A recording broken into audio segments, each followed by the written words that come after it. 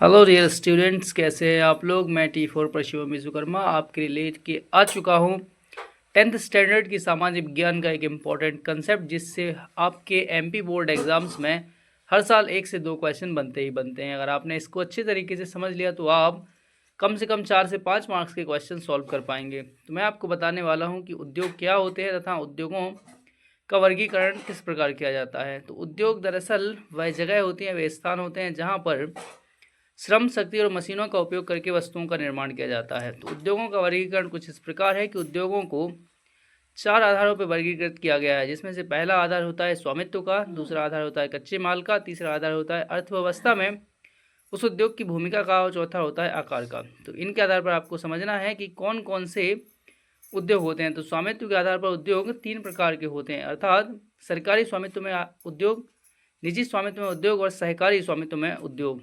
जहां बात करें कच्चे माल के आधार पर उद्योगों की, तो कच्चे माल पर 2 प्रकार के उद्योग होते हैं, एक कृषि आधारित उद्योग और दूसरे खनिज आधारित उद्योग।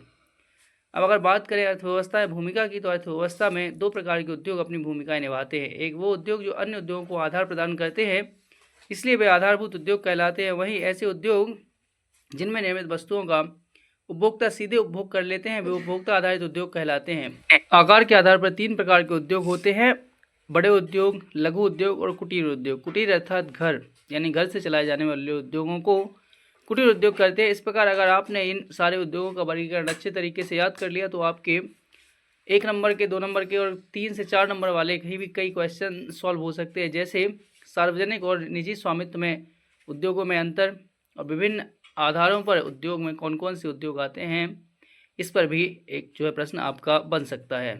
ऐसे ही और टॉपिक्स को समझने के लिए सब्सक्राइब कीजिए T4 को, जुड़े रहिए हमारे साथ। धन्यवाद।